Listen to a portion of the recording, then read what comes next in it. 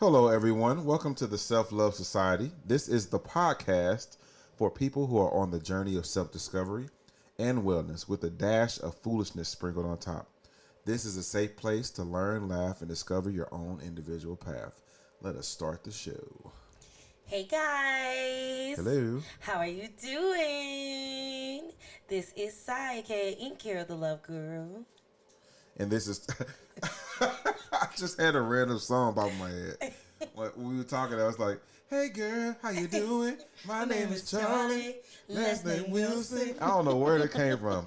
Anyways, my name is Tony Gillen, licensed professional counselor. It is wonderful to have you guys here for another self-care Sunday. Yep. We hope you guys are having a phenomenal day today because you know we are Phenomenally. phenomenally. You know what I mean? We don't know why who is it? Maya Angelou Yep. and our Maya Angelou. I remember everybody did that poem. I was so sick of that poem. That's how I felt about Stump. It's certain Stop. things. Hold on, what's the talking about? The song? Yes. I'm like, if another church youth choir do stuff, I'm gonna lose my mind. I know that's random, but when Stump first came out, man, everybody was, man. I promise, the Stump, the whole Stump, nothing but the Stump. Everybody kids choir singing the Stump. That is hilarious. And then when Donnie McClurkin so came out with that We Fall Down, boy. Oh man. Churches didn't stop playing We Fall Down. I was over that. I remember when Stump came out. I remember it was like the dopest thing in the world because it was played on all the radio stations. It was. And everybody was bumping it. Yep, like a regular I feel like it was a summer time. summer bop. Oh, your dog. Oh, Are you stuck? come here. I'm sorry, guys. We're sorry. The dog has gotten tangled up in the wires. And she just standing there. Oh, Lord. She like, move this, please. Get out of the way. I'm sorry, guys. Lady wanted to make her appearance. She wanted to make sure that we bring her up every podcast, no matter what. Whether it's her randomly running around, snoring, letting out a random yelp. She want to make sure that you know that she is here. Yes. She keep walking through. No, I'm not gonna pet you. I'm not petting you. I don't feel like it. Come here, poo-poo. Okay, back into this thing. We all over the place. We sorry, guys, but you know man. we being real. It's real time. That's right. So how are you doing, T? Whew. I am doing actually decent. Decent. That's a upgrade. I am very tired. I've been tired a lot lately. The rain. A lot on my plate. I love the rain. It's been rainy. But I don't like the rain when I have things to do. Ugh. But I love the rain when I'm like have an off day or something. Yeah. But no, I've been doing pretty good. Kids are doing well. Work is doing well. Yeah. Practice. I got some people that reached out to me that I got to reach back out to. So that's been going really well. So I'm just kind of. I think right now I'm trying to compartmentalize everything. Yes. If I just was able to. Okay, I'll say this. One thing that I want to get better at is like discipline. Mm-hmm. Like going to bed on time. Oh yeah. Making sure that I set aside time to work on one aspect of my life. Yeah, like having a schedule and sticking to it, and not because I'm a very go with the flow person. Me too. Which makes it so hard to be like a stickler for a schedule. Yeah. But you know, the more what I realize is the more that you add on to your plate, and the more that you want to accomplish, you have no choice but to flip into that mindset of creating a schedule, because it'll be so many moving parts going at one time that you have to like, okay, let me plan this out. You have to get more like that. So because your life is jumping up with everything going on with you now, you got new projects in the works, you know what I mean, speaking engagements and all kinds of things that are going on for you. With all of that, you ain't gonna have no choice but to move into that, and also, which is good. So it's like your life is helping you, pushing you towards accomplishing that. But also learning like what my limits are, because Facts. what people may not, realize is I'm more introverted. And so gearing up to do stuff is very draining for me. Facts. So I need time to rest and recover before I jump into something else. And so I have to learn how to recognize that about myself when I'm creating my schedule. Like I got to be able to make time in my schedule for recharging. That's a big thing, man. Now that you say, it's crazy because I was having this conversation with a good friend of mine before we started recording, and I was telling her, because you know I do a couple of podcasts, and she was talking about switching times, and I was like, nah, can't be doing that because I got a schedule. My schedule is set up in such a way to make sure that I'm not overly worked and overly drained, you know, from podcast to podcast. So that way I'm giving the best that I could possibly give. You know, no point of recording something that's half, you know, but right. So I definitely understand that notion. Yeah, so that's about me. How you doing? I'm doing good. So like I was saying, as you guys know, we back. We back.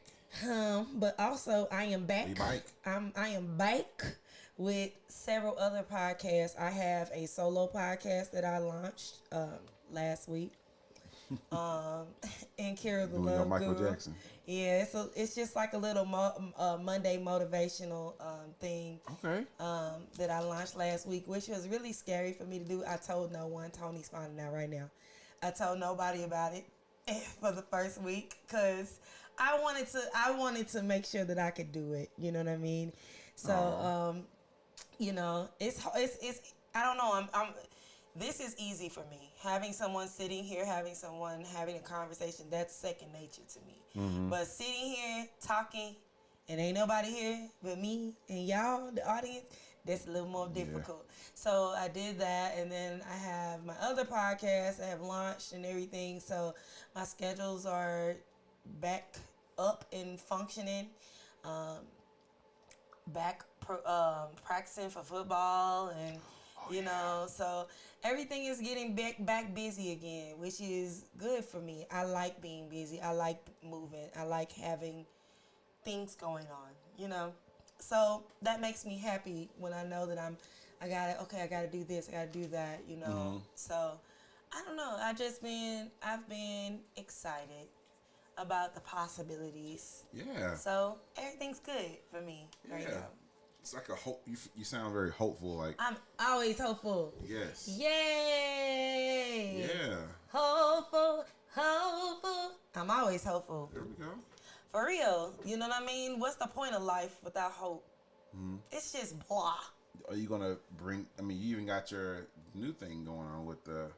You know, you talk about a new podcast. So, okay, there is a podcast. Well, one of them is not new. One of them's been running. This is the second. So there is a podcast that I have called Sister Circle. It's in its second season. Okay. And then and I do that with Demo Warrior Princess, who also goes. Demo. Yes, she also goes by her alias Lady Soul. Okay. And so that I've seen her singing videos too. That's right. And that's her singing name, Lady Soul. So me and Demo, Warrior Princess, we do a podcast. We do a podcast that airs every Warrior Saturday. Princess. Yeah.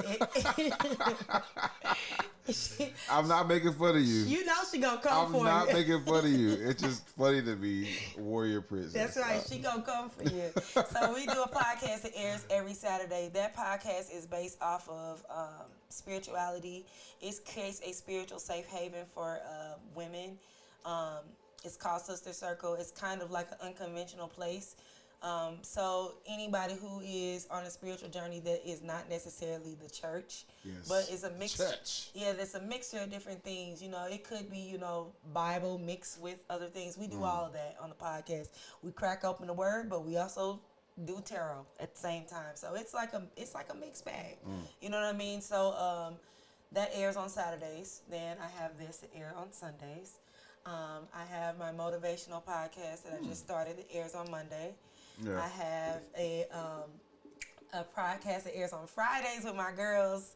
It's in its second season, and it's called Hey Sis. Okay. And it is 4 women. We're all from different walks of life, but we're all from St. Louis, and we give our perspective on what it's like being single and dating, and We are living. pretty much.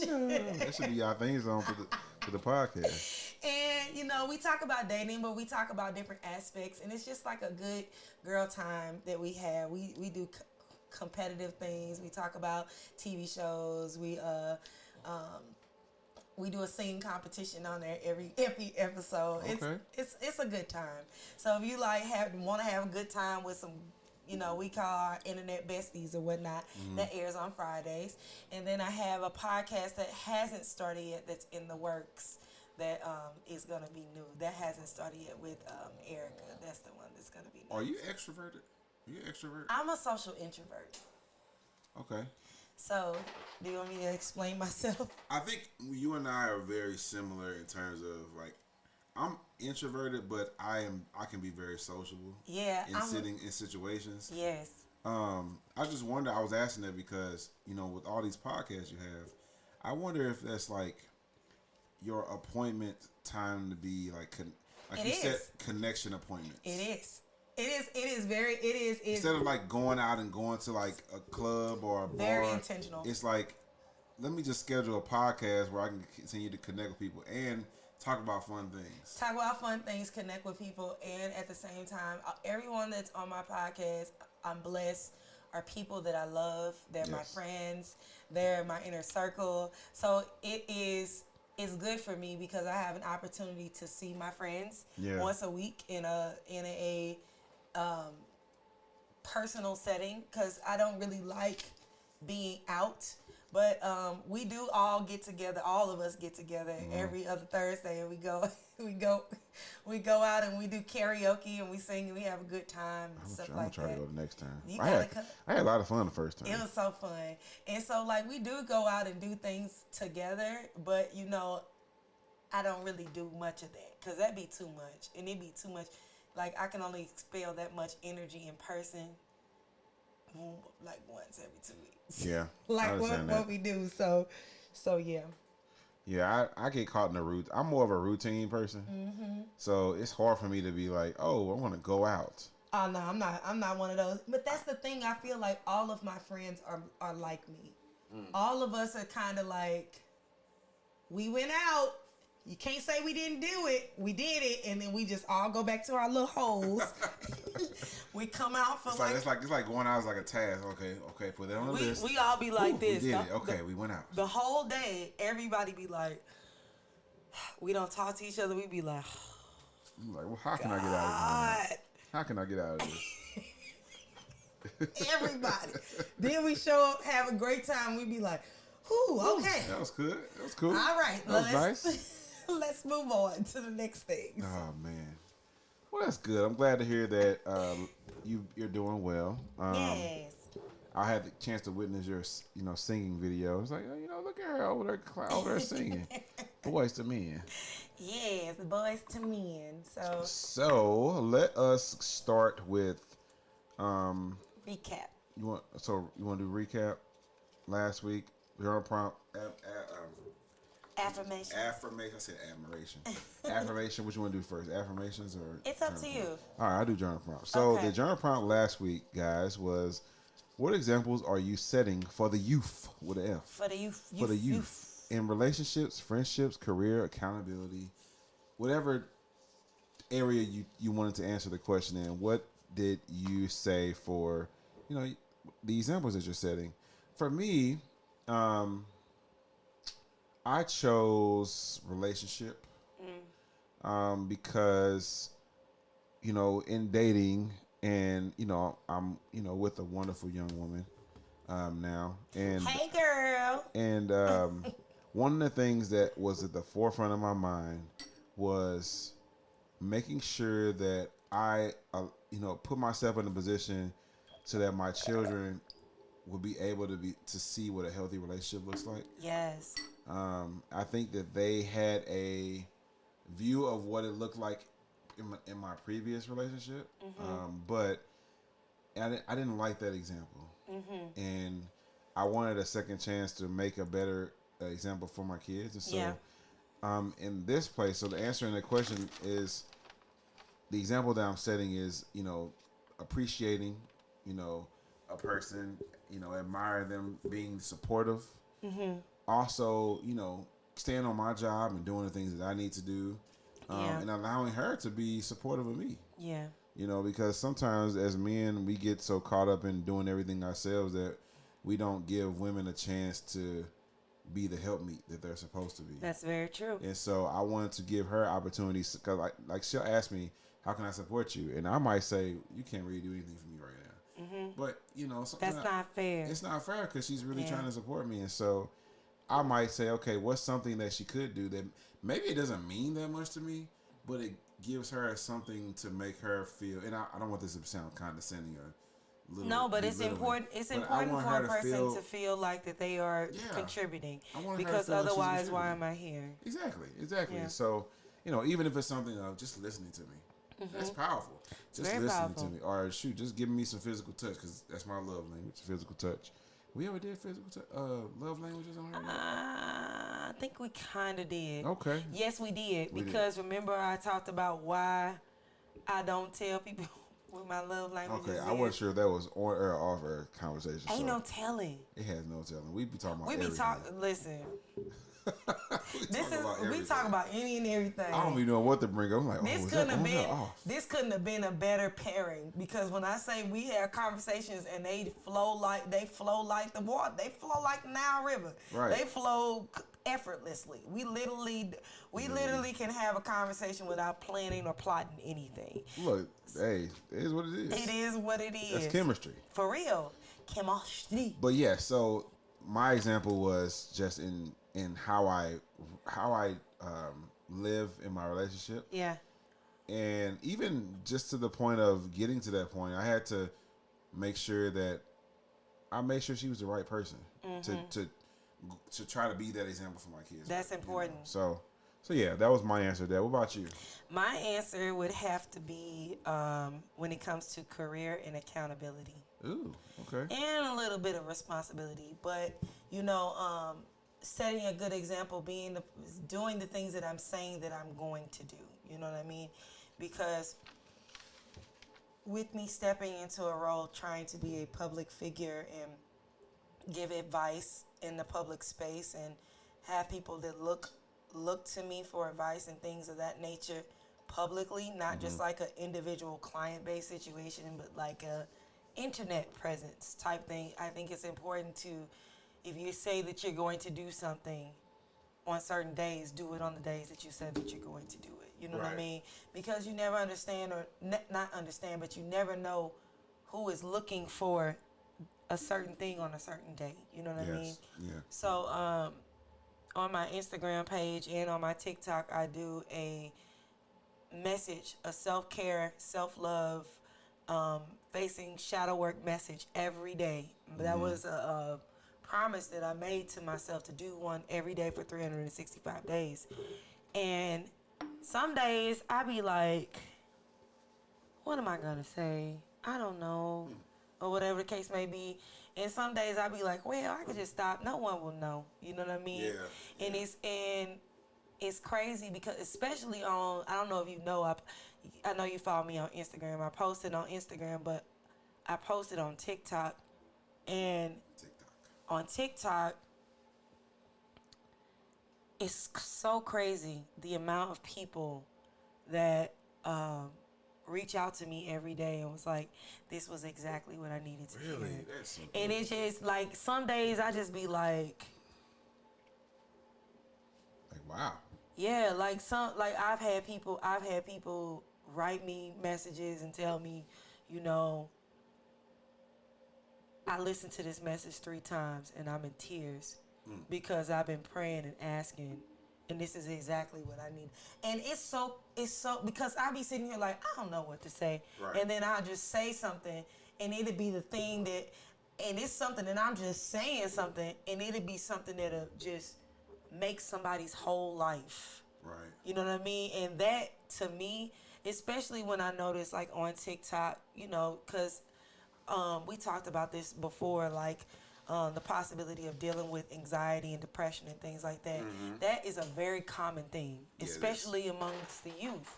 Yeah. And there are a lot of kids on TikToks, a lot of people, period, but a lot of kids on TikTok who have expressed their battle and their struggle with that. You know what I mean? On TikTok, I'm not on there. You should go on there. You like it? It's a very big there's a big community therapeutic community on there. Yeah. So but to be able to reach kids and not in a pushy way, like because the way the algorithm is set up, there's really no way. Like you can follow people, and then there's a timeline of all the people that you follow, and then there's another timeline to where it's just random people that the algorithm picks and sends to you. It's kind of like Instagram, where you go to the find section. But even more, but a time feed, not like a find section, because they have a find section. Okay. It's literally like a feed. Okay. So as you're scrolling through the feed, it's a random person that pops up. So it's not like people that you only follow. It's people you don't follow that pop up. Okay, so that's different. So like, so they tell you who they want you to look at, basically. Well, you have two. You have two feeds. So, excuse me, y'all. I'm trying to. I don't know what they.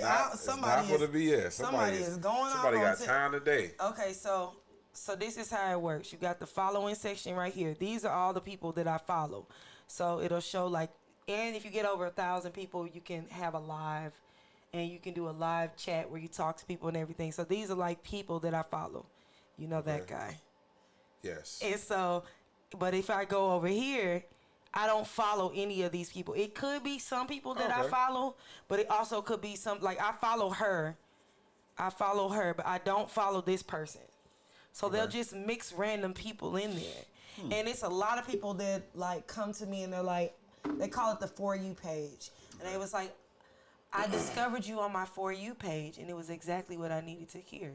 Do you add captions to the pictures or you the can videos, or you can just a video, that's it? Yeah, it's just a video. I want to get better about that because there is a large hearing and impaired community on TikTok. Okay. So a lot of people add captions of what they're saying to the video, so that way if you are hearing impaired, you can still enjoy the video and the content that is there also. So I think that example is good because I'll tell people stuff and it'll even be stuff that I'm still working with. You know what I mean?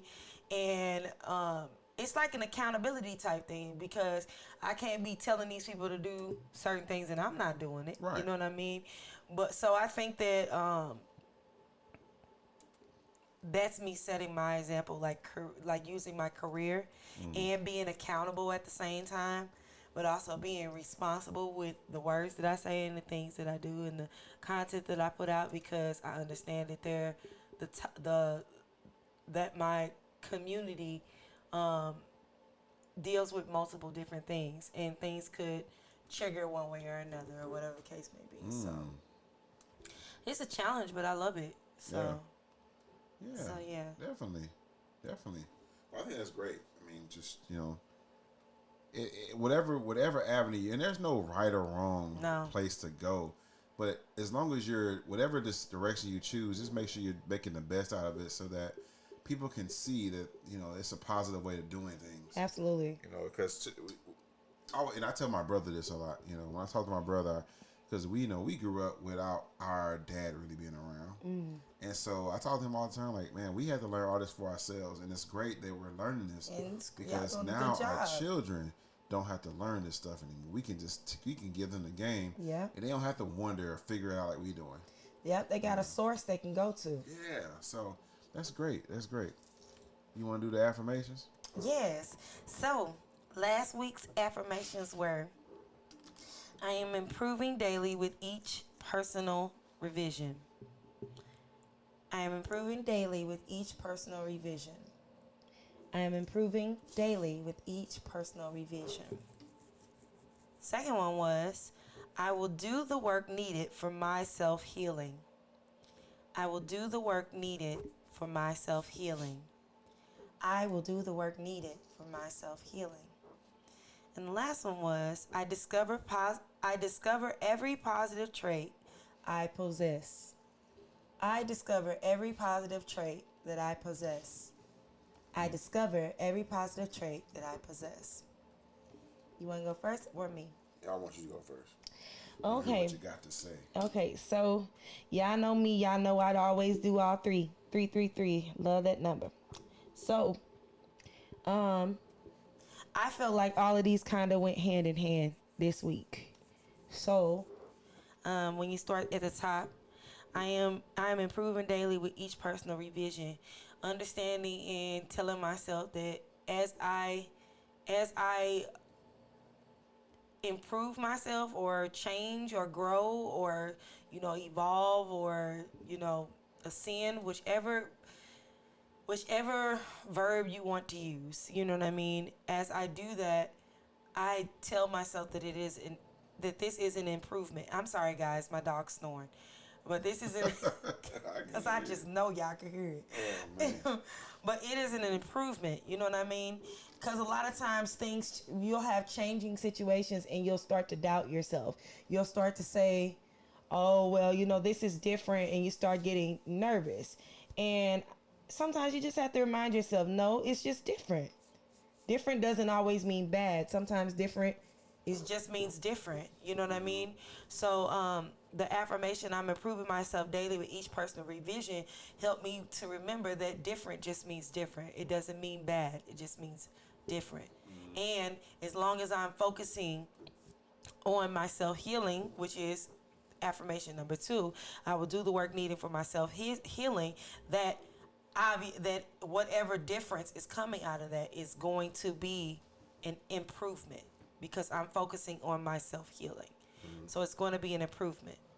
And as you do those things, obviously, you will learn more and more about yourself. So I'm discovering all the positive things, all the positive traits that I have about myself because, one of my issues and one of the things that I had to work through is negative self-talk, telling myself bad things about myself, saying things to myself that wasn't necessarily true and believing it to the point to where I had to learn how to break down those falsehoods and get to the point to where, yeah, there are positive things about me. Right. You know what I mean? So, going through this process of self-healing and self-discovery and focusing on that and being diligent about that and being accountable for that and improving myself, I'm uncovering and discovering all kinds of positive things about myself each and every day. Yeah. So That's great. Yay! Yay. So for me, I like to read them all, as you all know, and then there's always one that speaks to me. And for me, I think it was I will do the work needed for my self-healing. I've always told people that I am a glutton for emotional punishment.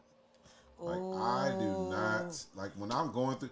There's a little bit of excitement in me when I'm going through something. Yeah. Because I'm like, ooh, this is a chance for me to figure out how to do this and heal from it, so that I can help other people, or I can, I can be a witness, or I can have a testimony. Yeah, I can. Yes. This is something that I can. Okay, if I get through this, then I can share this information with my children or something like that. Mm-hmm.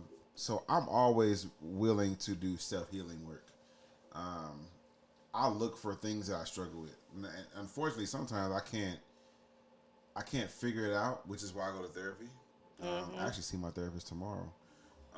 And I definitely try to figure out, okay, what is going on with me and what is it that I can do to improve on myself, whether it be mentally, emotionally, or physically. I'm always looking for things that I can work on. I think currently right now, doing what is needed for my self-healing, I think that positive self-talk, because always being overwhelmed, a lot of times you don't really have the energy to give yourself a boost. Yeah. And you're just like, I just want to go to bed. I just want to go to sleep. Oh, baby. I feel terrible. I look terrible. Or, when you're tired, you're less likely to work out. You're less likely to eat right. You're less likely to reach out to other people. And so it's like it brings you further, just kind of deep. Yeah, and further away from where you want to be. Yeah, further away from where you want to be. And so I think doing that work is something that I definitely needed to do. And so this was kind of a reminder for me for that. So I appreciate that. Yay! I was helpful. I was helpful. So, ready to get into the nitty gritty? Nitty gritty. Do you want to tell them what we're talking about today? So,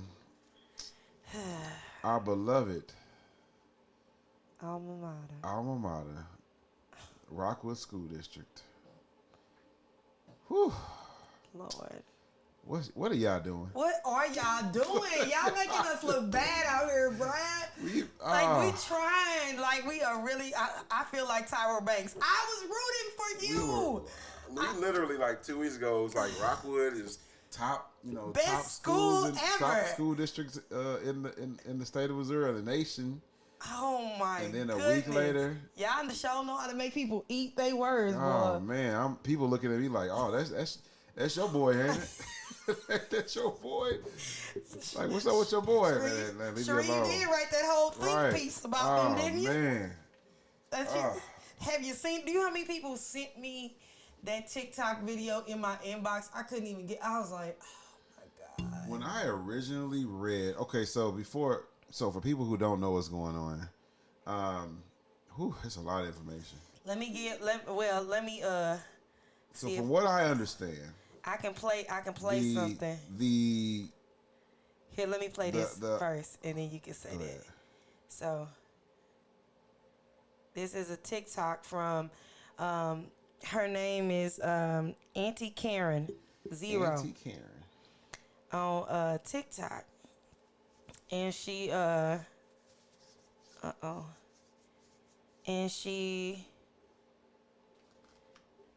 is talking a little bit about the situation. We will expound upon it. So here you guys go. Okay.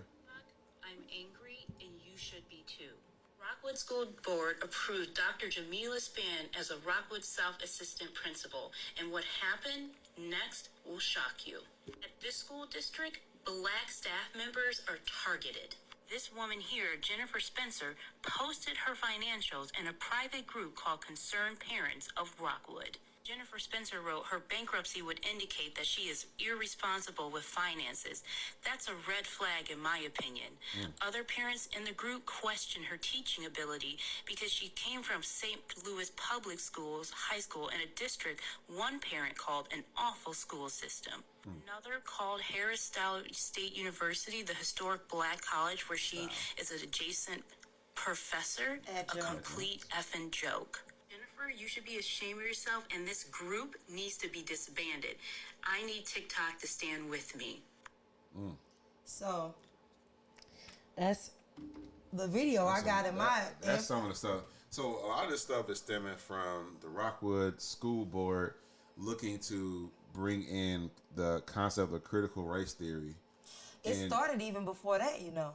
What happened before So that? it started initially, like the division really started back over the summer last year when COVID started and everything, and school districts were making decisions about how to how to proceed. deal with like bringing the students back. Yeah, and it was a whole debate about whether the kids will continue to be virtual for the following school year or if they would do a hybrid model. Yeah. And there were quite a few parents who were concerned about that because Rockwood School District is a school district in St. Louis where we have a program that's called the DSEG program. I think we talked about this a little bit before, but the DSEG program is exactly what it sounds like.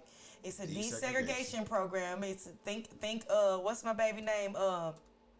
Ruby Bridges. Think Ruby Bridges. That's what you're doing. You're sending a bunch of black kids and minority children out to a district that is predominantly white to desegregate the schools. So basically, so that you can have more of a diverse environment in the school. It started in 1983. Yeah, it started in 1983 as a result of losing a court case, I believe. There was a racist, some sort of something that came up that was like racism or something like that. They were a claim against him not letting black kids go out there, and they lost and that was the reason why they cultivated and created the DSEG program, so that was the resolution, I guess. And so, with that being said, one of the criteria for being in this desegregation program is being of lower income. So you have a lot of the black or brown kids who are being bused out to this school district, who may come from backgrounds that are not very financially stable or lower middle class. And so when you're talking about moving to a virtual only or something of that nature, that might not be something that is feasible for a single parent household, or a situation to where the parent is got to work and cannot be there to be like to be the aid that they need to be to make sure that their student is getting the education that they needed. So you had quite a bit of concerned parents who were concerned about their children falling behind because they're not going to have that teacher there with them, and they knew that they wouldn't be able to be there for them as they needed to be because they have to work. Right. You know what I mean? So it started with that. It started with that being a tensions whole. were high around that time. Yeah, that was the beginning, and then once that happened, there was a big enrollment racist change because people started taking their kids out of Rockwood and putting them into private schools. Yeah. Which obviously didn't have to capitulate to the laws and things that were set up for public schools, and so you had that going on. Wait, what were you going to say? But it was a lot of race baiting type things, racist conversations. I remember, I think it was, what was it? Was it South where the girl was on the news for? It's always something happening. Remember the live we got tagged in? Me and you got tagged in a couple of months ago, and the girl was on the news. She was getting picked on. They made a private group or whatnot, and they was talking about her in the group. I remember that vaguely, yes. Yeah, but it was a lot. There was basically, it became a whole. This race conversation came up again. Black and white, blah blah blah blah, over again. It became a whole thing. So you had the diversity team who would reach out and try to. I'm trying to be very careful with my words. Oh. That's why I keep pausing, because I'm trying to. But the diversity team would reach out and be. I hate to use the word. I ain't got no other word to use. Kind of like a buffer in the situation to kind of smooth over the negative situations that's going on. And I don't use buffer as in like a backhanded type situation. Like, they're literally, because I don't believe that the diversity team is like a PR situation. How can we cover it up? I don't believe like they Olivia Pope. I believe that they're really trying to understand, and they're really trying to figure out what they can do to fix the differences in relations. However, which is crazy, because I feel like in most situations you have more pushback from the district than you do from the parents. This situation is like the other way around. Yeah. You have the district who is trying to do a lot to bring things to certain people in the district. Maybe not so much the district as a certain whole. People. Yes, we gotta make sure certain people in the district are trying their best to take the curriculum that's in the school and make it more so realistic to the community, because when you have a school district that is predominantly white, but it still features African American, Hispanic, Asian Americans, Native American students, it's important that when they're teaching them historical, research, historical events, that they're giving them an accurate information. Yes. And also teaching people, because people tend to think that white history is the only American history that exists. Like, Black history in this country is part of American history. Asian history in this country is part of American history. Hispanic history in this country is part of American history. And so, and they adopted this thing, and I just was reading about it, was critical race theory, which essentially is examining the law as it intersects with issues of race and challenge mainstream liberal approaches to racial justice. So it just examines all the things that we teach our children, and we coming from a racial standpoint. I just think that it's important to have these conversations and stuff like that in Rockwood, because it's happening. Yeah, and it's this ain't happen. Nothing new. Like people, this is what blows my whole muffin cap off the top of my head. Peel muffin cap black blue. Blue. You hear me? Blue. Misty blue. Blowing black blue. Because people are just, I just hate when people act like this is a new thing. It's not. I will never forget when I was in Rockwood and I was called the N-word. Me and my best friend was called the N-word. And because of that, we had to do the whole D-Day. Do you not remember the D-Day senior year? Yeah. But we had to do we were on the board for the Diversity Day our senior year because of what happened to us. Right. That was happening years ago. That was in 2004 when that happened. And here we are, 2021. Yeah. And it's the same story. So interesting thing is, so a group, they had basically a private meeting in Rockwood, where they wanted to get the community's opinion about everything that's been going on with the curriculum change in Rockwood, and they wanted to get the community's opinion about it and what their thoughts were. So it was supposed to be private, but a lot of the information got out. A lot of the voice bites got out, and the comments that were said about race and teaching their children about race. One parent was like, we've been able to coexist together in this district for so long, and now they want to come in and tell my kids that they're the problem because they're white. And I'm like, wait a minute. First of all, we have not coexisted. Because we y'all have been comfortable. Maybe y'all people have been comfortable. Chad, we just been trying to survive. But there are countless minority students who have dealt with racism in this district for many, many, many years. Many minority teachers have dealt with racism in this district. So there hasn't been this coexistence, this peaceful coexistence. No, you all have been able to just sit by and treat it like nothing is wrong and live your lives while we've had to deal with it. It's a naivety. It really is. Like if you really sitting up here and acting as if you don't know what's going on, you have no idea that that's why I keep saying it's blowing my mind that people are sitting up here acting like this is a brand new thing. Right. This is why when I even put something, shared the post on my page, and people was like, well, they're just thinking it's this way. I'm like, no, this happened to me. This is not a story that somebody is telling me. Right. This is something that actually happened to me as I attended this same institution. That's supposed to be a safe haven. It's supposed to be my home away from home. Yeah. So this happened to me. So I don't want to hear maybe it's a misunderstanding. It's not a misunderstanding. That's the problem now. Right. We thought it was a misunderstanding back in 2004. That's why we did the whole Diversity Day, swept it under the rug, we moved on with life. And guess what? It's still happening. At some point, you got to say, okay, we can't keep sweeping this pile under the rug.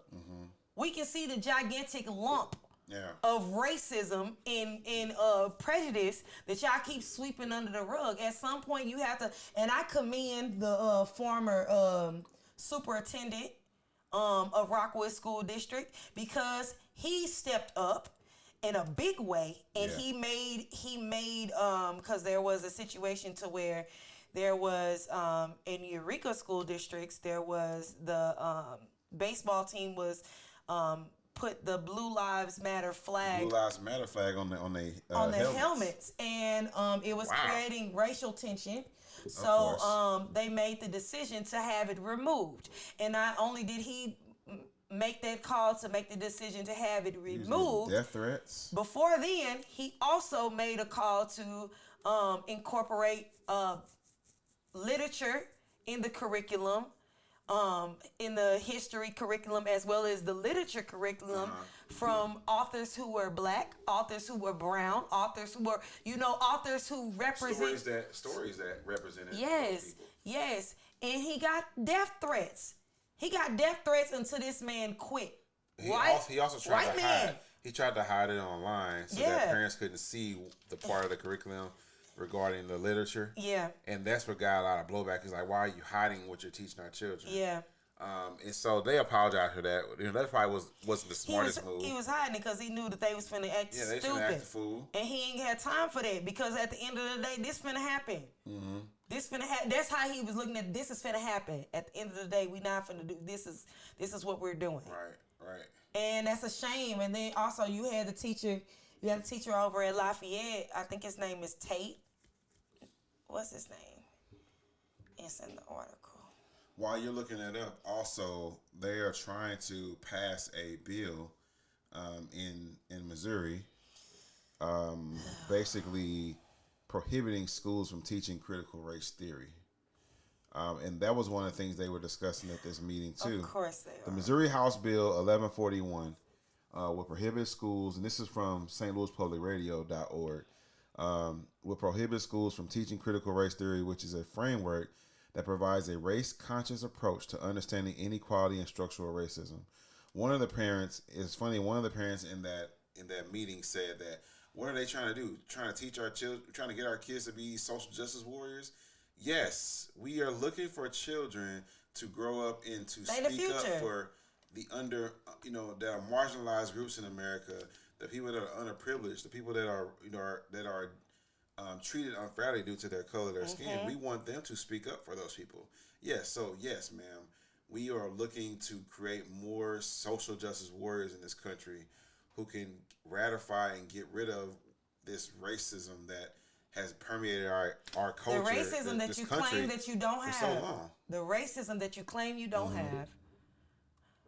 Because I don't even understand what we arguing about. If you claim that you're not racist and you don't, that's not what your intentions are, why is this an argument? Why is it an argument?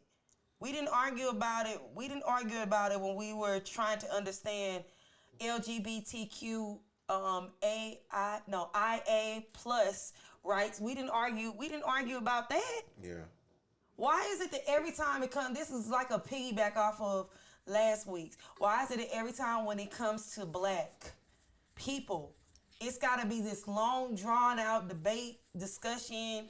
Yeah. See if we get on the same page, if we understand one another. Why is that the thing? Why? I was wondering, in watching that, a few years back, they introduced the new sex education that was more friendly to members of different, of the LGBTQIA community. And I was wondering if, for example, if people Rockwood, push back. If there was this level of pushback for that. Let me tell you something right now. If it was this level of pushback for that, you would know about it. Oh, I just wondered. It's been a few years. But that's what I'm saying. It wasn't. You didn't have all of this going on. It was not. It was not. I know there was pushback. There had to be pushback, but this level of pushback, I don't think it was. It wasn't. It just was not. And that's what I'm saying. I just feel like what they are doing is not radical. Asking for my black child to be able to read a book by another black author is not a outlandish thing to ask for. Right. And here we are still in 2021. Yeah. Still doing this. And some of the trigger words that, and I've been a part of social justice trainings in the past, and one of the things that I think people of the white descent or European descent struggle with is the term white privilege and white supremacy, because it automatically, a lot of times, and this is from what I've heard from like my white counterparts, is that it challenges them in their mindset that they have privilege. That's one of the hardest things, is for a person to be told they have privilege and they equate it to, but I worked just as hard. I worked hard. I had to work my butt off. I had to study. I had to do all these things, but they don't realize the different microaggressions that they didn't have to deal with because of the color of their skin. They don't. Like you were given the benefit of the doubt. They really don't, and that's a real. That is a real thing. A lot of people don't understand how real of a thing that is. Like, they really do not understand. Yeah, you don't have to think about what your name is when you apply for a job. You don't have to think about, do I make sure I sound like I'm intelligent on the phone? You don't have to think about how, like, when we were on this podcast right here, and how I was explaining what was going on and how you looking at me struggling. I'm literally thinking about my words, and I'm choosing my words very carefully, because I understand that I have, while I'm speaking out for others and I'm speaking out and I feel it's important to speak out, I understand that my words can cause detriment to those babies. Right. And I would never want to do that. You know what I mean? And that's the thing. That's a whole nother, they don't ever have to worry about that. They don't ever, you could tell that they don't have to worry about that just by some of the stuff that they say. Oh, they telling the superintendent, you're a coward. You need to go back. You need to do this. You need to do this. The stuff that they're spewing to this superintendent. Yeah. It's just, I can't even believe it. And the thing that makes it so crazy, these parents are the ones that we went to school with. We went to school with these people. These are the parents. These are our classmates. Right. That's what people are missing. This is not like a different generation. No, these are our classmates. You didn't learn when you were sitting next to us in the school, and now you haven't learned now. Your children are sitting there, and it's just perpetuating the same nonsense over and over again. The whole entire purpose of the desegregation program was to create diversity so that people could have understanding of diverse cultures. So that when you are sent out into the world, you will understand the differences and the different backgrounds and different cultures and nationalities and how people live differently. That's the whole point, so that you can have a rounded education. Right. It's the whole point. But the replies of a lot of these people is showing, it's making it very, very clear that you didn't learn anything. And they didn't show the curriculum that was set in place to teach diversity back when we were in school was obviously not adequate enough. Because if it was adequate enough, this wouldn't be so hard for you to understand now that you are a parent. Mm-hmm. Yes. So I want to also add this. So, you talked about the superintendent stepping down and I think his name is Mark Miles. But also, I remember, do you remember this? It was maybe a year or two ago. Brittany Hogan. That sounds familiar. She is an African-American woman. She was appointed the district director of educational equity and diversity. And I remember this press release being put out, and I remember sharing it on Facebook. And so she is one of the administrators who had received death threats. See. Also Terry Harris. Yeah. Who's a frat brother. Was a director of student services. He's been there for a long time. Yeah, he's been getting at Lafayette, right? Well, he's part of the Rockwood administration. Okay. And he graduated from Lafayette. That's what he was. Yeah, I'm not exactly sure where he went to school at. He graduated from Lafayette. He did. Okay, so yeah, he's got death threats, and so they have security.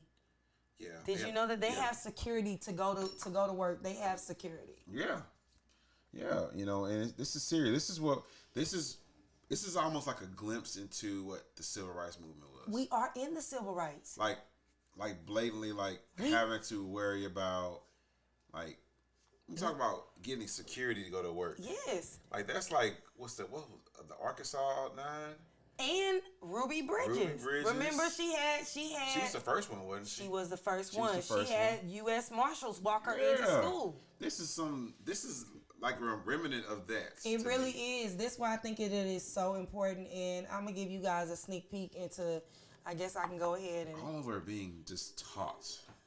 But that's the weird thing. It's like we're just talking about teaching the children about race and how it affects the United States. We ain't even trying to teach. We ain't even trying. We're literally saying teaching the children about themselves. Yeah, we're teaching them about. So you're giving them. You have to understand. These kids got Facebook, TikTok, Snapchat, Instagram, Twitter. They have everything. YouTube. Everything is at their fingertips. You think that you removing this out of their curriculum is not showing them each and every day they're creating and cultivating their own opinions based off of what they see on these social media. They don't have any person that they can go to. One thing about me, when I was growing up, I valued my teachers. And I value the things that they said. And if I had questions about things, I knew that I can go to my teachers as an expert about certain things. So if I see something, we didn't have social media like we did, right? Like we do right now when we was growing up. Thank God. But if I imagine and put myself in their position, if I were to see something on a TikTok or something like that, and I may not feel comfortable talking to my mother or something like that, at least I can know, oh, well, I can talk to my teacher or my coach about it. But you're shutting that down when you're making allegations and you're making a big deal and you're making it seem like this is such a horrible thing to talk about in school. What do you think that you're cultivating? Yeah. What do you think that you're making by doing this?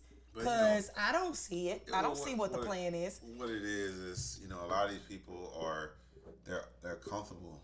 And they don't want to be, when you talk about white privilege and white supremacy, it makes the people very uncomfortable.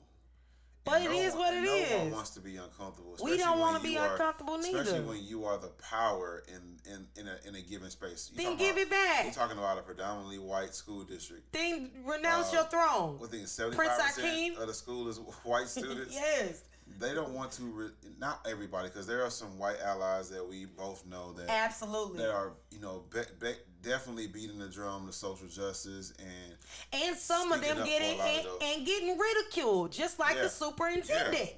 So getting ridiculed for it, just like the superintendent, and death threats, and it don't make no daggum sense. Yeah, I think that that group of people, they're wanting to keep that power structure. They don't want to deal with the uncomfortability of the real life, what racism does and how it affects everyone. And so they're fighting for that comfortability. Everything which is what you saw in that. Because I would love to know, because we saw the clip. We saw the clip of people in the room. I would love to hear people of color that were in the room, what their thoughts were, what they had to say. Because it was crazy. Ain't no way I could have sat in there. I'm telling you that right now.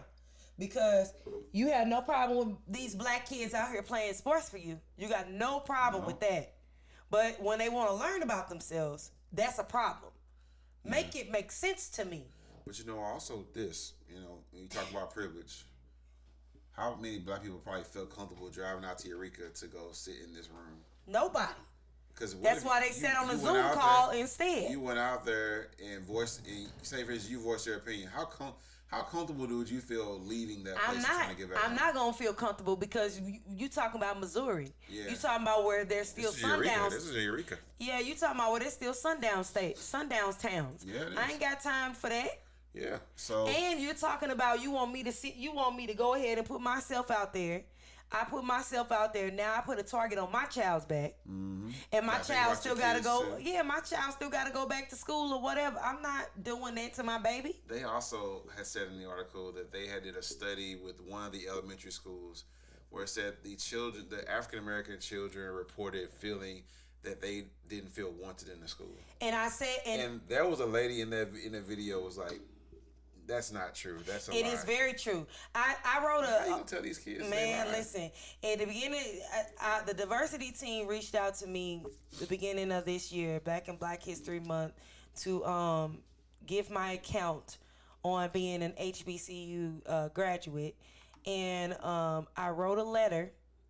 And in my letter, that was one of the things that I discussed. That was one of the things that I talked about in the letter was that being in elementary school in the Rockwood School District and having a feeling of, why does no one look like me? Right. Like no one who is supposed to be in charge, they don't look like me. Right. So I just felt like, you know what I mean? So what you're not going to do is say that them babies is lying, because they not lying. And that's the thing. And what they counted on, because you have to remember, like Tony said, this started in 1980 what? I think 1981 is 1981. when things kind of started. 1981. And also add in this, teachers were part of the DSEG program too, because they brought inner city teachers, black teachers, to predominantly white schools. They did. Well. But you had, this started in 1981. So in 1981, our friend, his mother was one of those teachers. Who? Chris Campbell. Yeah. We're hopefully going to have him on the podcast soon. Yes, we are definitely going to have him on the podcast. If not, he's definitely going to be on the other podcast. Yeah, sure. definitely. So the other podcast that we're having is called The Summit, and it's us having conversations with people from the Rockwood School District each episode. So if you want more information beyond this episode, definitely reach back today. But we're going to have to bring him on there just to talk about being a teacher as a whole. But you have to look at it like this: 1981, 1985, or whatever the case may be, that was when we was born. Yeah. So when we started going out to schools like that, our parents, we weren't we're the first generation of alumni parents that have sent kids out there. Our parents didn't have the same experience as us when we were going through it. We were the pioneers going through it. So now that our kids are out there going through what we went through, our fight is a little, our pushback is a little different. Yeah. That's why this is a different situation, because they're accustomed to our parents, not the parents that we are today, because our parents were figuring it out. They were sending us out there because they understood that there were more resources out there, more opportunities and more resources. So, which cracks me up, because you make this statement that, oh, she went to this school, this inner city school, she went to this school, and this school is inferior and blah blah blah blah blah. That is the whole point of the DSEG program. But you're saying that the school that she went to was inferior, but at the same time, you don't want us make it make sense. Yeah. Miss, a lady who Miss Separate but Equal posted her that she had did a bankruptcy, and it's like, wow, lady, you really just dug up all this information on this person. Did you look up how they fared in their job? That's nothing. The thing that matters. That has nothing to do with nothing. Yeah, because people, let's be honest, people claim file bankruptcy. No matter what race. Probably. You're not finna sit up here and talk to me about of somebody being qualified for a job, whether they got a bankruptcy, and Trump then had 7 of them. I don't want to hear it. You know how common bankruptcies are? Trump then Rich had people 7 get bankruptcies. of them. Trump then had 7 of them. Yeah. And y'all let him be the president. I don't want to hear it. What happened to Trump? Man, Trump. They banned him on everything. He ain't heard nothing from him. Remember I told you last week, Trump sent that memo out. He sent a memo. He's creating his own app right now. I bet the media is waiting. They hate the fact that Trump has been gone, and they're waiting for him to come back out of his hole. They waiting for him to come out on his app he making. Oh man. He making his own social media app. What's it? Make the MAGA app? Probably Trump land. Make it Trump land. But the difference is we understand what it's like. We know our kids ain't lying, and we know how to fight for our kids.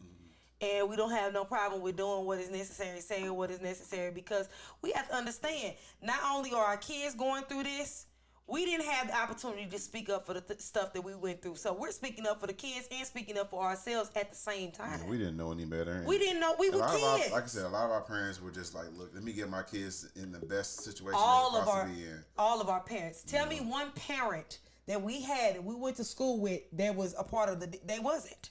Yeah. They didn't go to them schools. They all went to. A lot of parents didn't even have the time to really come and be involved like we are with our children. A lot of our generation, we pop up at a school, we're sitting in the class, we're talking to the teachers, we're doing all this stuff, whereas our parents didn't have time for that. Really. My mother did not want me to go to the Rockwood School District. My father wanted me to go to Rockwood School District. All right. Let me tell you why my mama didn't want me to go to Rockwood School District. My mama didn't want me to go to Rockwood School District because her and her brother were some of the first students to help desegregate Hazelwood School District. Oh, okay. They were spit on. and everything else. Now this is back in the day. This is like in the 50s and This 60s. is like my mama was born in the 60s. So this is like literally. I got a picture of like Riverview Gardens football team in like the 60s. It was all white. Yeah. And so I would never forget, like, my grandma moved out there, and my uncle, my mom, they were some of the, I think she said it was 8 of them. And they helped desegregate Hazelwood. To this day, my mother will not live in North County. Even though the fact that North County is completely black now. I don't blame her. I don't blame her either. That's a story for another campus. I wouldn't live there neither. But even before then, she refused to do it because of the trauma that she went through. That was a lot. You know what I mean? And so when the situation came up as far as us going to Rockwood School District, my mama wasn't really too keen about us going to that because that was her experience. My father went to Berkeley School District, which was more black-ish.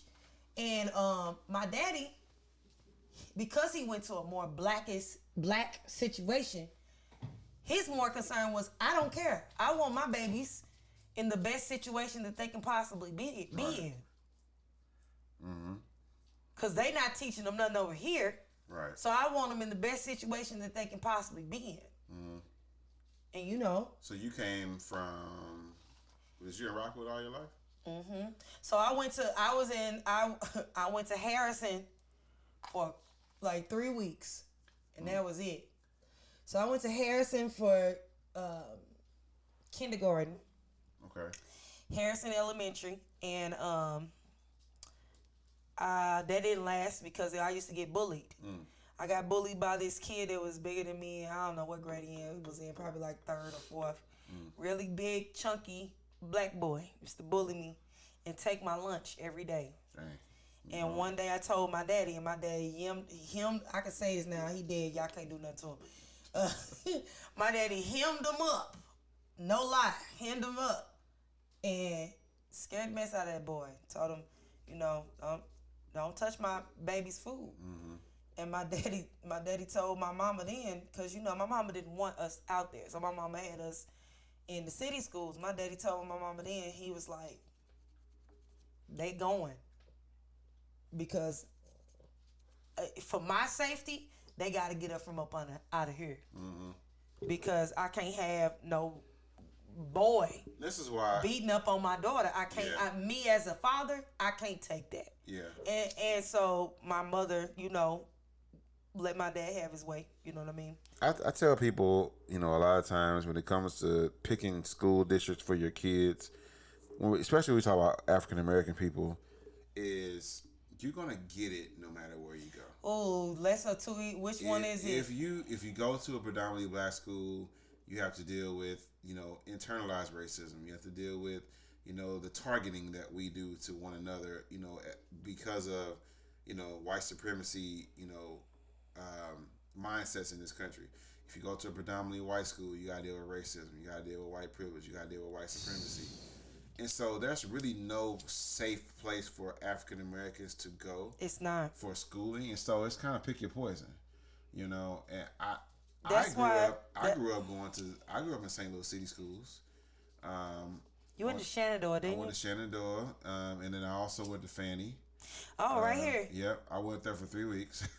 Got into a fight and was headed off to Rockwood, and where I went there for a few years, and then I came back to the city to turn. Do you think about that every time you come to my house? Every time I pass by that school, I'm like, man, I remember that. I literally I stay right down the street from. I was waiting on my bus card from Rockwood because my mom said I was going to a new school district, and I was like, okay, cool. But they hadn't sent me my information yet. So school had already started. Yeah. So she was like, okay, do you want to just go to school until your bus card come? Or would you rather just sit at home? And I was like, no, I want to go to school. I want to be at home all day. So my school I was supposed to go to was Fannie. So or Fanning, we call it Fannie. But it's Fanning CEC or something like that. And so I went there for like 3 weeks. And I think the 3rd week I got into a fight. All because I helped this girl open her locker. See. It was a boy who liked her, and I guess he was threatened by me. and we were doing a thing where you learn how to use a combination lock, and so I knew how to do it. So she asked me to helped her. The guy got mad, and then we ended up getting into a fight randomly in the lunchroom where he snuck up on me and hit me. And you let him sleep, you tease. I was at lunch. I was like, man, ain't nobody beefing at lunch. You was trying to get that square pizza right, popping. We was done. We was lining up in the line ready to head back to the classroom, and he walked up on me and hit me in the back of the head. See, I had no idea there was beef. So, anyways, so I went to St. Louis City schools, but then I went to Rockwood, and it was like night and day. Swear. It was night and day, and I honestly, I don't have the same experiences. I know you don't. That other African American people have had in Rockwood, but you have that alternate experience from being in a city school. I have the alternate experiences, being in city schools.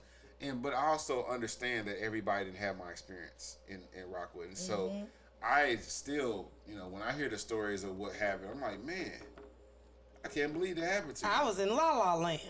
Like, I had no idea. Man. Honestly, I just kind of went about my day like normal. I mean, I was probably the only black person in a lot of my classes. I didn't really see anybody outside of the school bus. Once we got to school, I didn't see no more black kids. Except for me. I saw you every once in a while. Tony, you never let me live that down. I saw you every once in a while. What class you see me in? Well, we only had one. We had more than one class together. Tony did not remember me. Let me give y'all the real. Class. Let me give y'all the real. We had 0 hour. That's not true. We had choir together. Let me tell y'all the truth. We were in choir together. We didn't have the same. We had the same choir class. Let me tell y'all how popular Tony was. Tony literally does not remember having class. Y'all know how y'all be watching the TV shows, little teen movies, and they be like, he never noticed me. That was Tony. We was literally in the same classes together. Giovanni, tell me if I'm wrong, because I know you listening. I need you to show the receipts. Show me your class schedule from 2002. Tony, we was in the same your class schedule. We was in the same classes together, and Tony just never paid me no attention at all. Because I was the geek. I know y'all can't tell, because I'm the loud one now, and Tony the quiet one. But Tony was I was quiet there too. Tony was the homecoming king, the social butterfly. Look, I was quiet too. Tony, we literally had classes together. But anyway, going back to the original, topic of just, going from, predominantly black schools to predominantly white schools, you're going to deal with something, and there's nothing great that you could. So you have to figure out, okay, what can you tolerate? I always say the X factor is the parents. If you have parents who are active, who are present, then teachers are less likely to try to get over on that student. I think that because you're gonna have to deal with one or the other, or whatever the case may be. I just don't think that it's fair, and I agree with you 100%. But I just don't believe that it's fair that only the black kids have to deal with it. And I think that that's what the district is trying to do now. They're trying to even it out. Mm-hmm. As the black kids feel uncomfortable when y'all play Roots every freaking daggone freaking Black History Month, and then all the teachers be like, how does that make you feel? I don't want to fucking answer how it makes me feel to see somebody beat with chains. Don't want to talk about it. Don't want to look at it. I ain't neither. My mama said I didn't have to watch it. So every time they would play Roots, I wouldn't go to school. They play Roots at school? Yep. Wow. I didn't know that either. I just saw it on TV, and I was like, I have never seen it. I just saw the jokes about it, but I've never actually watched it. I literally know. They showed that at school? That was Black History, huh? I don't know, because I wasn't finna watch it.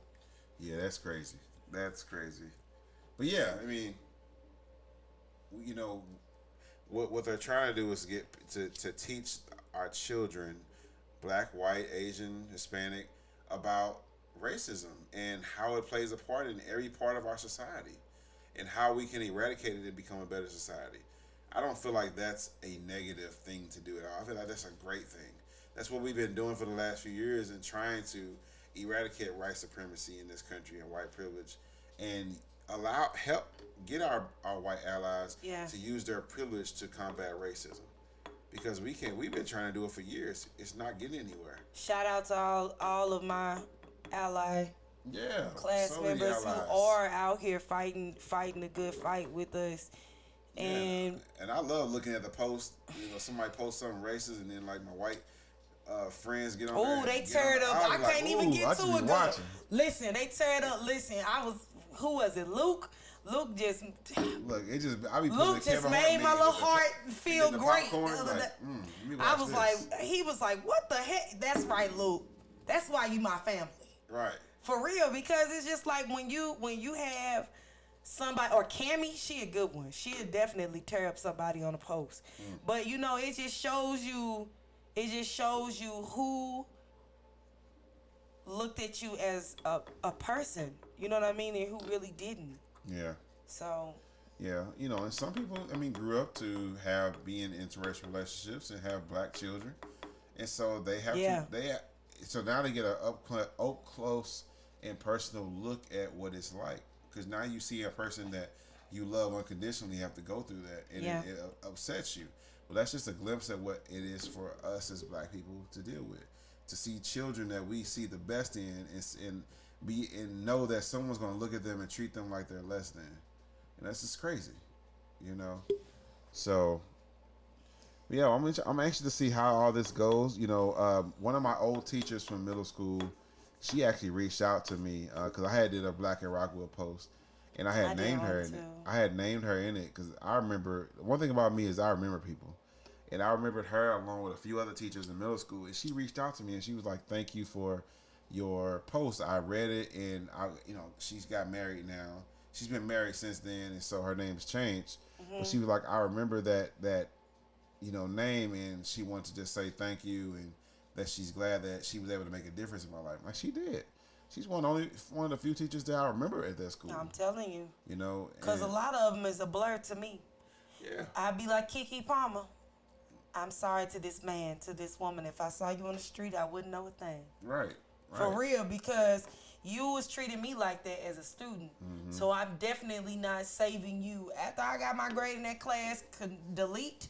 Literally, the whole memory of you delete, because you gave me nothing. Right. You gave me nothing to remember. Yeah. I was nothing but a number to you. So why am I remembering you? I'm not. Like I told you, my favorite teacher, everybody knows my favorite teacher was Coach G.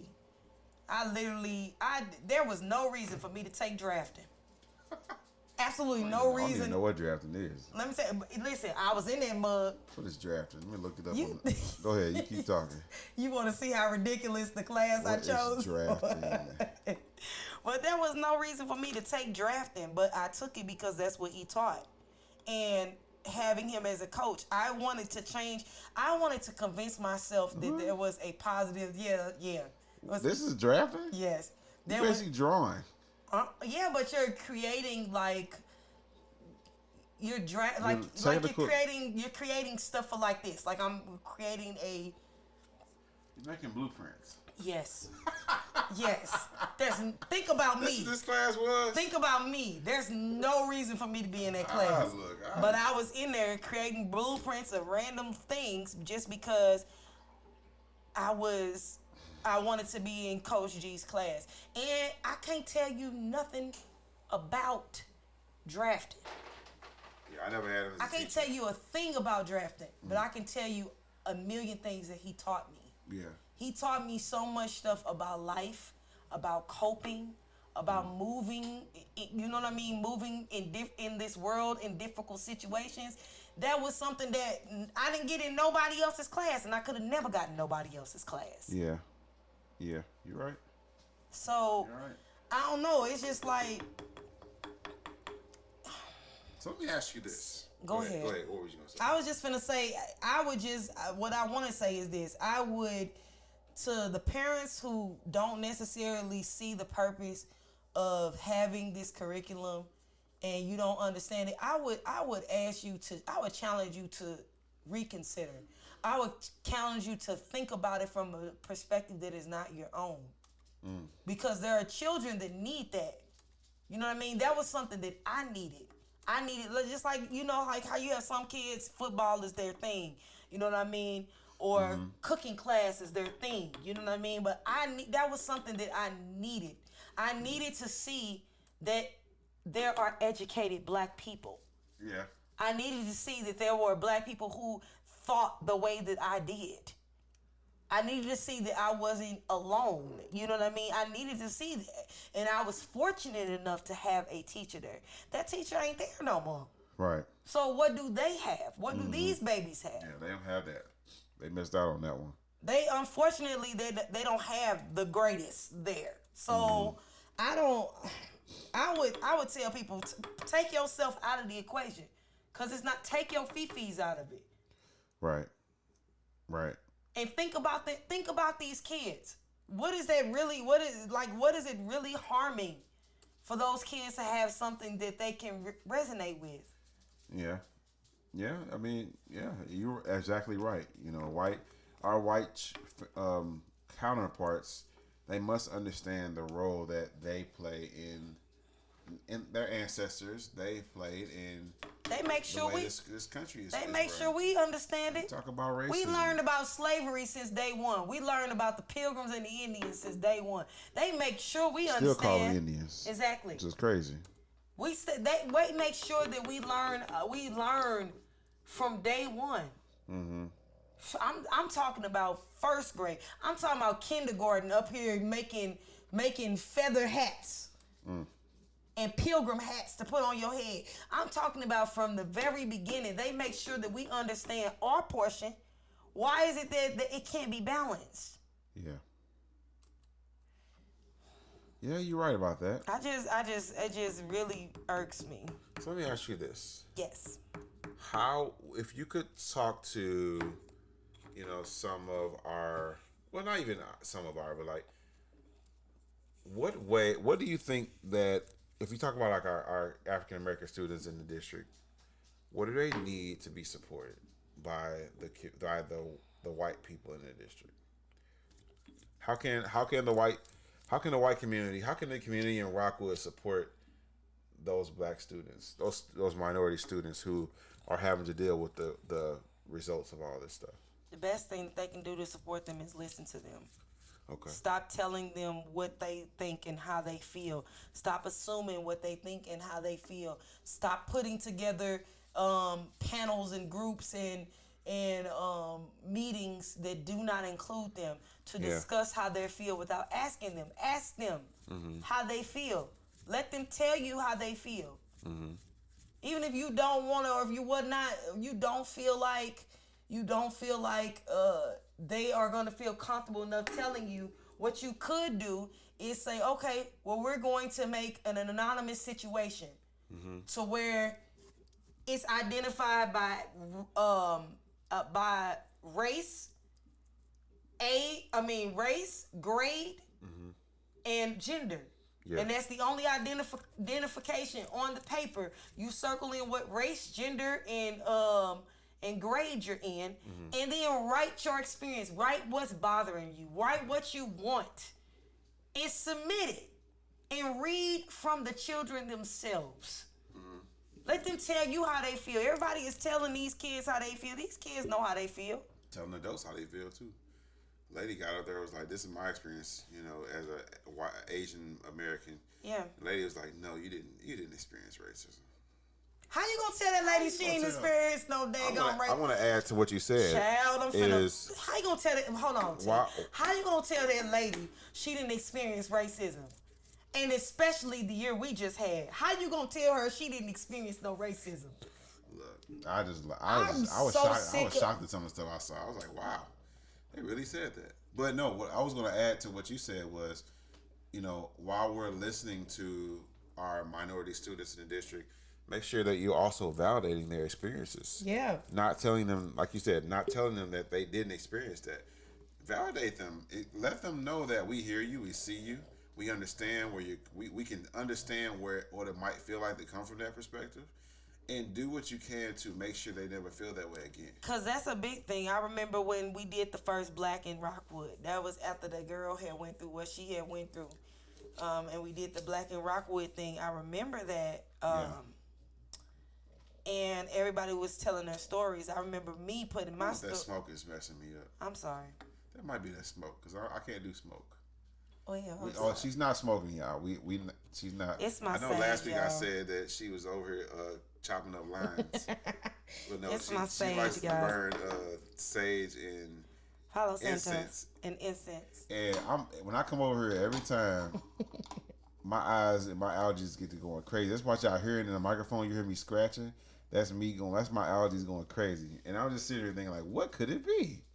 And I look over and she's burning this what do you call it? Palomino? What is it called? Palo Santo. Palo Santos. He said Palomino. Palomino. I don't know. So, let me put this down because I keep doing it. You know I got to do something with my hands. But anyway, I'll doodle. Okay.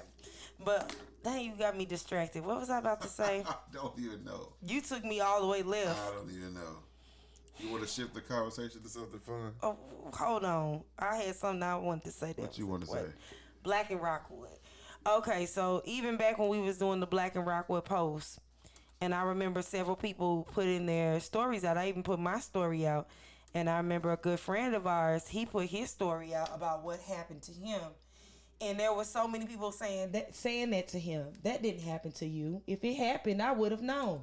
Mm-hmm. That didn't happen to you. Not only was black people was telling him that. Right. That it didn't happen to him. And it's just like, this is why people do not feel comfortable saying anything. Because you're going to tell me that what did and what did not happen to me. Right. You're going to tell me that I didn't get death threats and things of that. And you gonna tell me what did and didn't? Come on, man. Right. You're not gonna tell me what I experienced. I was there. I know what I experienced. Tell me how it affected me. Yeah, I was there. Yeah. People are nuts. So validation is extremely important, and I think that is a good point that you put up. But yeah, we can shift the conversation. This has been a heavy episode. Heavy. What's something fun that happened this week? Something fun that happened. What? I don't know. Because this Rockwood thing is just... The Rockwood thing took the cake. It just took the week and just... Yeah, that was heavy. Took a big on the week. It was shocking to see that stuff. But, what's something funny that happened? I don't know. What's happened this week? Nothing. Well, we had the NFL draft. Oh, the draft. And all of your, I see all your posts about Alabama. Did you also see my post about Deion Sanders? Yes. No. So.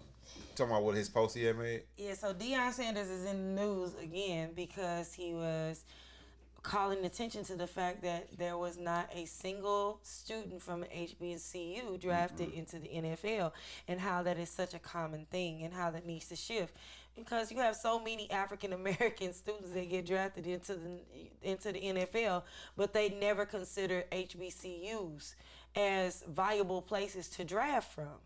And I think that it was really dope that he was calling attention to that. I also think that it's dope that you have a lot of celebrity children who are deciding to choose HBCUs. Yeah, I like that. Like Shaq's son now just signed with an HBCU. I know Master P's son did, but a lot of people are trying to go back and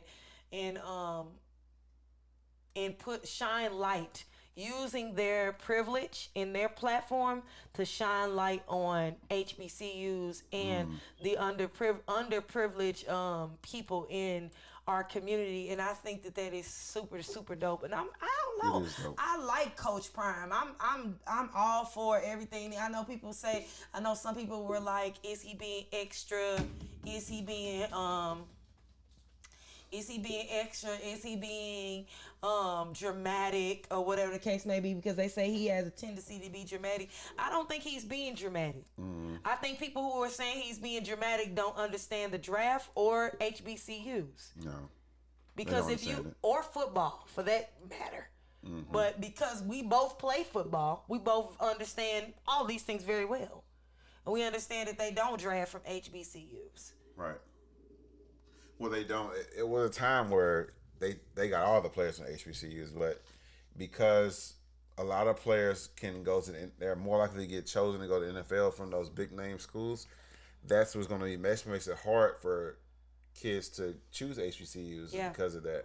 Which is wow. That's why I like the fact that these kids, these high like 5-star recruits, have been choosing HBCUs because it's bringing back notoriety back to HBCUs. It is. And I remember in college, like in high school and college, watching HBCU football games, and it was kind of bored to me because it's like these schools don't seem to have any part in the bigger picture of like college football. But when you sit back, that's because the schools, they take the kid, you have the larger schools like Alabama or Georgia or Texas or Ohio or whatnot. They take all these kids. Look at their hometowns. They come from like Tupelo. They come from like the smaller places where these HBCUs are at. They come from the cities that they literally, this is their hometown, but they go elsewhere because for them, it's no different than us choosing a deseg situation. Opportunity, The opportunity resources. is there. Yeah. You know what I mean? New environment, it's new place. No different. Am I going to choose the black school that doesn't have the opportunity but does have the qualities as far as support and understanding of what it is to be black? Or am I going to go and struggle through the white school for the opportunity at changing my life for my family?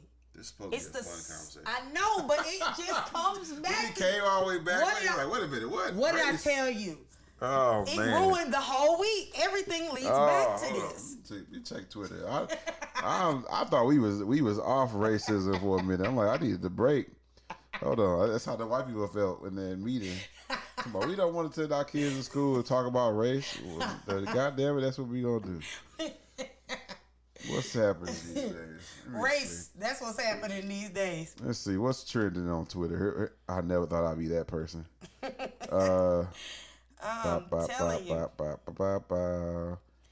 We just had Teacher Appreciation Week. Teacher Appreciation Week. Shout out to all the teachers. Shout out to all the teachers. Yes, you all are amazing. Without you, we wouldn't know what we would be or where we would be. So I have huge admiration for teachers because I couldn't do it. Absolutely. I could not do it. But yeah, I mean, just the NFL draft. A lot of players got drafted. We'll see what happens when the season starts. That's about it. I'm telling you, that's it. We had the draft and racism. That was the week. Okay. And then they tied the racism into the draft. Well, wrote a song about it. Well, here it goes. I am looking forward to the verses that's coming up, though. There's a verses coming up? Yes. Yes. I'm going to show you. I can't believe you do not know about the verses that is coming up. The last verses I heard about was the Ozzy Brothers one. Oh, no. You got to know about this. Hold on. Who you got? It's actually, well, we're recording this ahead of time. I hope you guys know that by now. But this versus is going to air on the 8th, so it already happened for y'all. Oh, but okay. this. Don't I don't want to see that. I do want to see the SWV versus Escape. You a hater. Yeah, I guess that'll be okay. I like a few Escape songs. I can't think of what's all the SWV songs. You know SWV. I know you gotta have Rain. Love Will Be Right Here. And Rain. Gotta have that. Gotta have Rain. Yeah. Weekend in the Knees too, right? I get, yeah. That's SWV. Oh, Weekend in the Knees, I get hard. Yeah. What else? What else did SWV have? Shoot. Who's the song? Who sang the song? At night, I think of you. Boom, boom, boom. I want to be your lady. Who is that? Maybe. If you gave me some. Is that SWV?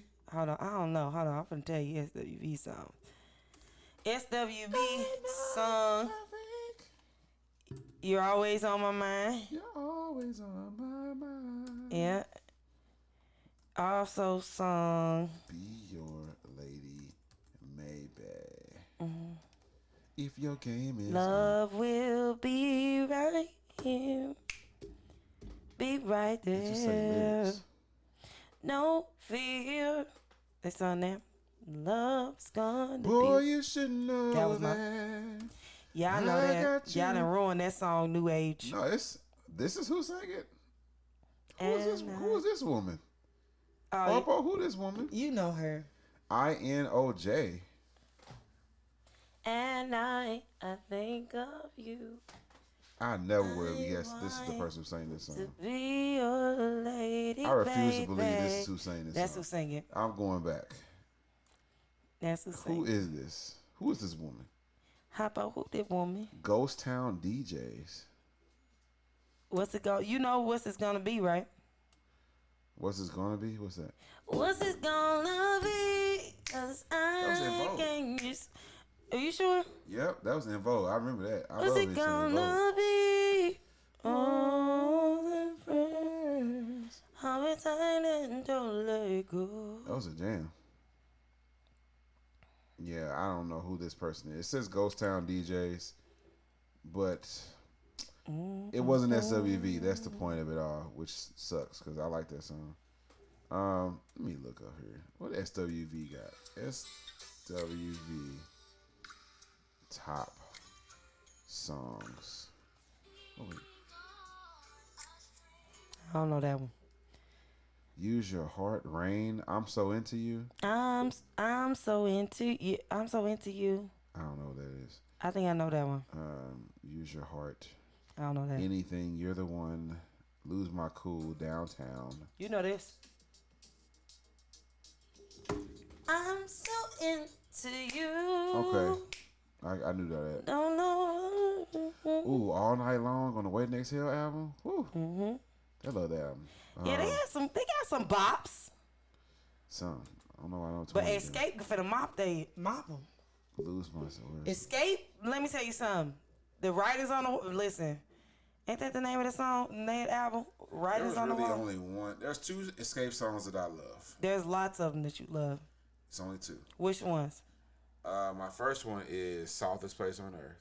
Ooh, that's a good one. And What then my second one is Run to the Arms of the One Who Loves That's You. a good one too. What about Understanding?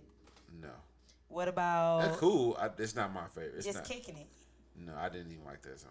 What about Who Can I Run To? Who can?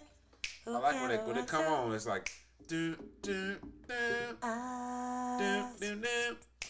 I like the way it come on, but I need sorry. love you. oh, it's a dog. Just ignore the dog. I kicked him. Her. Yeah, it's. I probably won't watch this battle. It's I'm better gonna- than I'm gonna be Keisha honest. Cole. That nobody literally Nobody asked for that. Nobody asked for that, and they gave Just us like the nobody asked for. I don't mean no disrespect. and but they I canceled mean, it twice. Nobody asked for Future and Rick Ross either. It wasn't a few. It was 2 Chainz. Whoever that was. We wanted Rick Ross, but 2 Chainz. I was like, Nobody asked for that. that's not what I wanted. But I didn't ask for it. I tell you what, I did love that Gucci and Young Jeezy one. That one was dope. Yeah, because that was like college all over. That was college all over again. The Ozzy Brothers one and the Earth, Wind and Fire was amazing. minus Steve. No, add Steve. You gotta have Steve Harvey on there. I'm not gonna keep doing this with You you. gotta have Steve Hot Towel. This is literally our verses. Every week I'm gonna tell you I It don't was one. deal Oh, with the baby face in Teddy Riley, amazing. Even though it was hilarious. Spice Adams and Amy Yeah, Crockett Amy made Crockett. that versus everything. Oh man, but yeah. So, well, let's get to our affirmations for the week. What you Yes. got? So this week's affirmations are as follows. We just gonna keep Hold on on, with. me We just get gonna my computer together. gonna keep All right, on go with the ahead. theme theme. of the podcast. First affirmation is, I will reach back to help. I will reach back to help. I will reach back to help. Short. That's it. That's what we gonna do. All right. Next affirmation is, I am going to do my part in change. I am going to do my part in change. I am going to do my part in change. Asking about the man in the mirror. Yeah, just play that in the background. Right. Lastly, I will identify and check my privilege. I will identify and check my privilege. I will identify and check my privilege. All of us have privilege, and it ain't just about the color of your skin. Mm-hmm. Got male privilege. Got ableism. Yep. You got you got the fact that we went to Rockwood School District. Cause like they was talking about the got the privilege of going to college. Yeah. Having a degree. Like they was talking about the lady, the assistant principal. Oh, she didn't attend a Rockwood School. That's a privilege that we have. That you know, we all have privilege. Identify what your privilege is, and check it. Yep. Check it. Those are our affirmations. All right. For this I week. can't wait to dabble and meditate on these 3. Yeah, we're gonna do some work this week. So my journaling prompt today, I kind of went back and forth with a couple of them, but I like this one. You know, we just talked about some heavy stuff today. You know, and a lot of times when we're going through these heavy moments in our lives, it's important that we give our minds the ability to recharge. And so the journal prompt for this week is, what are you doing to recharge your mental batteries? I say it again. What are you doing to recharge your mental batteries? And I would love for you to really dive into what you're doing to deal with the fact that, you know, we're dealing with some heavy stuff. You know, how are you keeping yourself sane? How are you keeping yourself present? And how are you continue to be intentional with your mindset? So what are you doing to recharge your mental batteries? That's a good one. That's gonna be good, especially dealing with that's gonna be a good one this week. Yup. Yeah. So, all right. Well, we had a good time today. We had an amazing time. We hopefully next week we have something more fun to talk about. Yes. But and not Rockwood and their racism. We're definitely gonna have something fun to talk about. And it hurts me to say that because we came from Rockwood, but that's why that's why we speak about it. Yeah. Because it's our duty to. Yep. We can't sweep that under the rug. So, all right, guys. Well, take a moment. You know, identify those or sit with those affirmations, that journal prompt. We would definitely love you all's feedback. Please, we would love to hear what you all think about the show and ways that we can improve it, ways that we can make it more fun, make it more relatable. If it's not relating to you, what are some things we can do? We're open to suggestions. Yes, please don't ever hesitate or forget to, if you have anything that you want to say, that you can mosey on over to the Self Love Society on Facebook and Instagram at Self Love Society 13. To drop any sort of anything. You can do it publicly on the page, or you can do it anonymously in the inbox if you have something that you want us to discuss and talk about in any podcast that we have coming in the future. There we go. Yes. All right. We love y'all. Yes, we do. And we hope you spend the rest of your day doing something awesome and amazing for you. All right, guys. Well, you all have a good one and be blessed. Bye.